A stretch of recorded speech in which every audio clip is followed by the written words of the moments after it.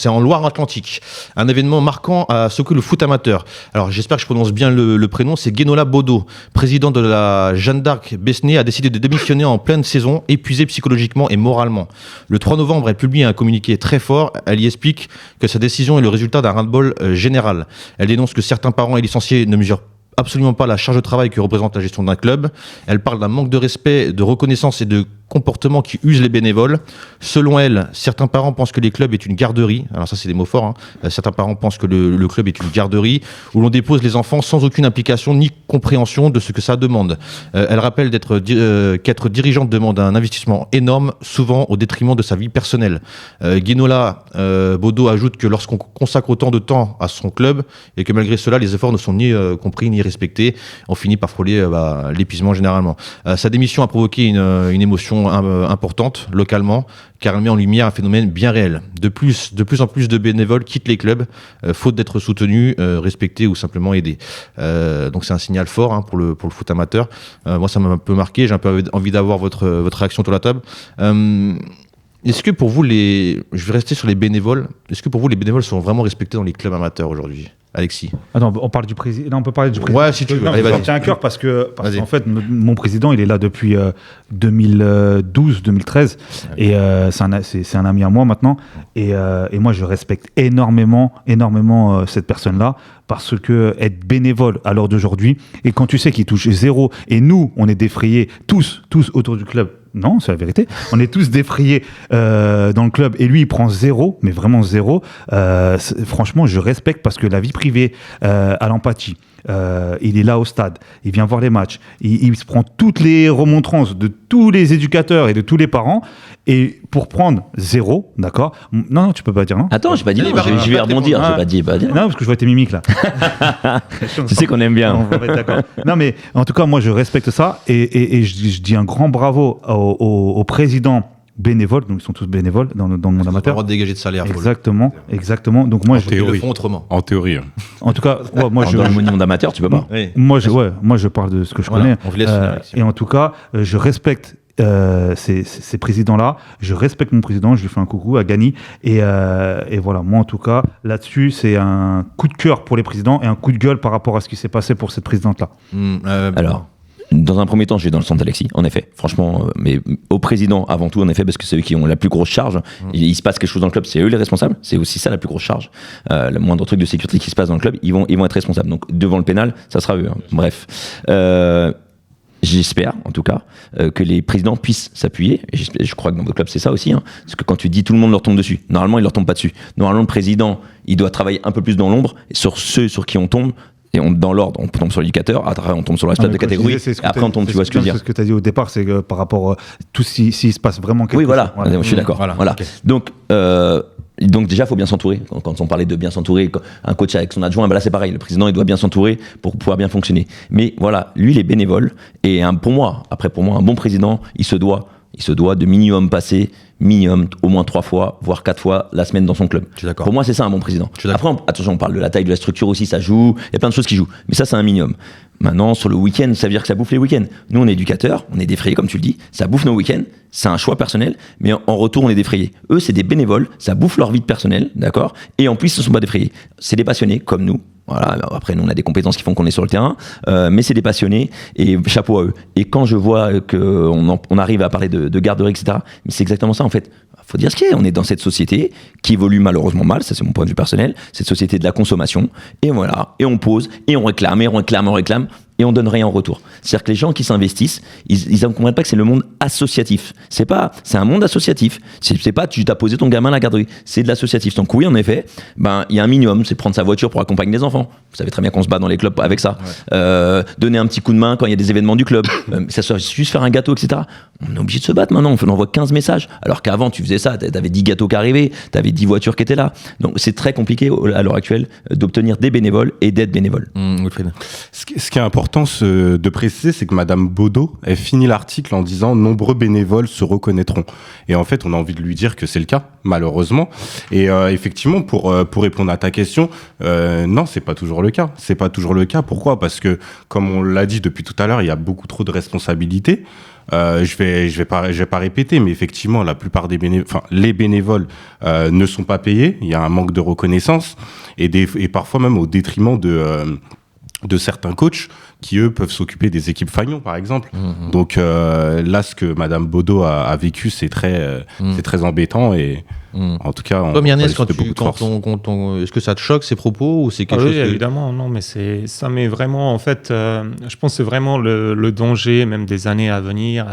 Il y a certaines personnes dans le milieu de foot qui parlent même que ça met en danger, en fait, le football amateur. Et je pense que c'est une réalité de plus en plus qu'on voit, parce que les gens, ils en ont un ras-le-bol, et puis comme on dit, c'est des bénévoles avant tout, ils s'investissent, ils voient moins leur famille, ils s'investissent dans une vie associative alors qu'ils auraient pu s'investir dans du business, où ils auraient un retour sur leur investissement d'énergie et du temps, parce qu'aujourd'hui tout est de l'argent en fait, et c'est des gens qui ont en fait la bienveillance de s'investir dans un projet associatif, et puis malheureusement c'est la société qui leur remercie comme ça aujourd'hui.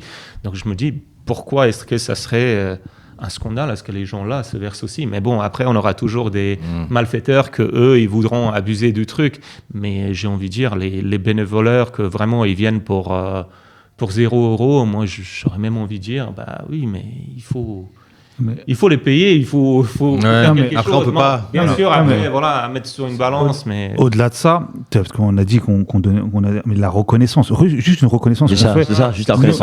Nous, à la fin de l'année, à tous les bénévoles du club, que ce soit parents ou pas, tous ceux qui ont aidé dans n'importe quelle catégorie, on fait toutes les catégories, on leur donne un panier. C'est bien. C'est juste un panier, juste pour la reconnaissance. C'est bien. Juste pour ça. Et rien que ça, déjà, tu flattes. Quoi, non?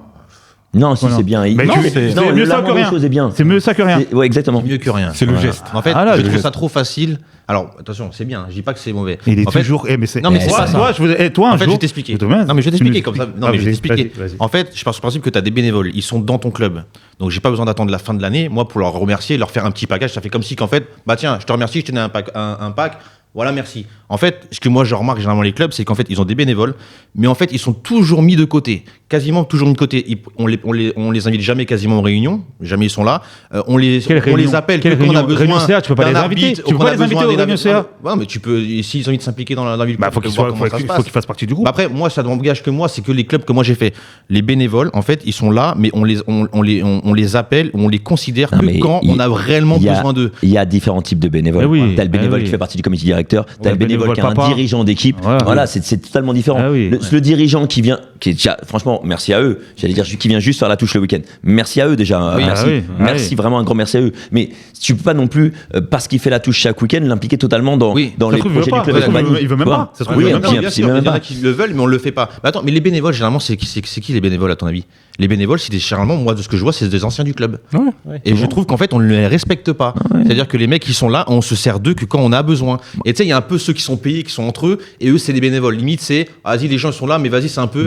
Justement, si tu manages bien ton club, tu fais pas ça. Voilà, mais c'est ça le truc. Moi, c'est ce que je vois. Attention avec les nouvelles générations, parce qu'à mon avis, les personnes là, on les aura plus. Totalement. Ils veulent mettre dans 10, 15, 20 ans, on n'aura plus. Parce que c'est des nouvelles mentalités. C'est fini. Les gens là, c'est. Si on vient sur les adjoints, les adjoints, il y a 10 ans, ils étaient adjoints, on leur donnait rien.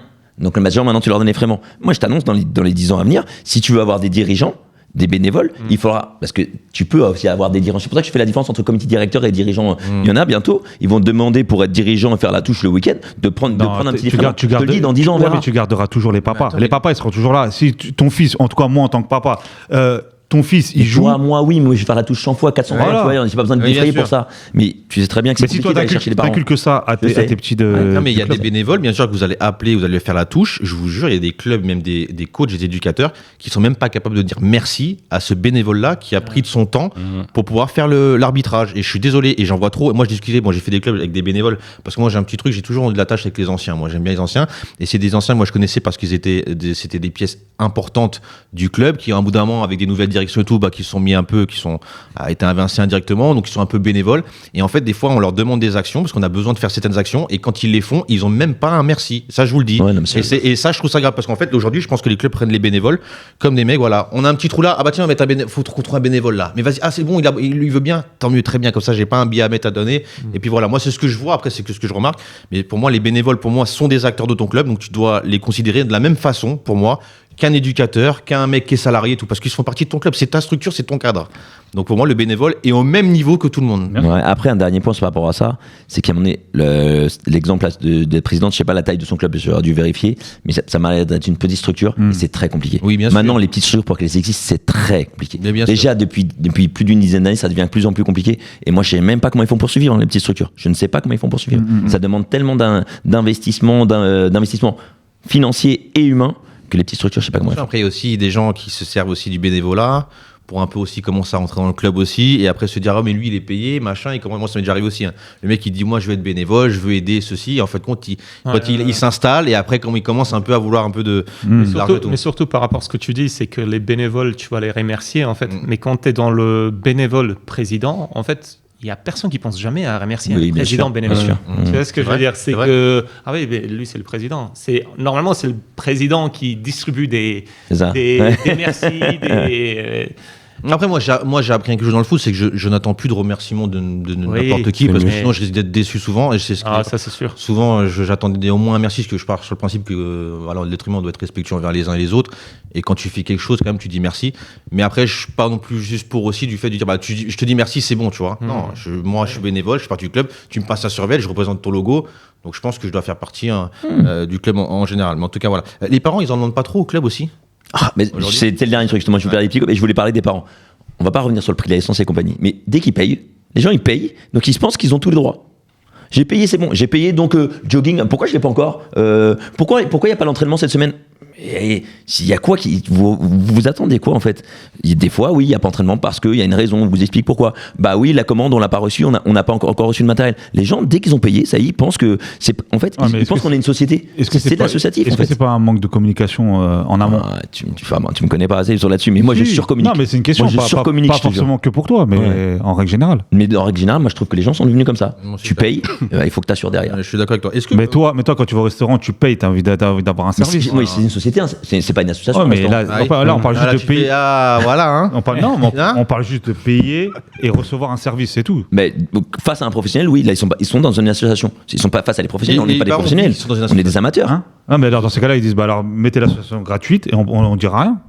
Bah oui, c'est facile. Mais on l'a expliqué pour qu'on la faisait payer. On a expliqué que même c'était pas suffisant ce qu'on faisait la payer. C'est très bien. C'est ça. Est-ce qu'il y aurait une solution pour éviter ce craquage pour des présidents ou d'autres personnes? Est-ce qu'il y a quelque chose qu'on pourrait mettre en place? Est-ce que vous avez des idées? Le fait d'être en équipe, on l'a dit tout à l'heure. Si je pense peut-être qu'elle n'a pas senti assez de soucis à l'intérieur de son club.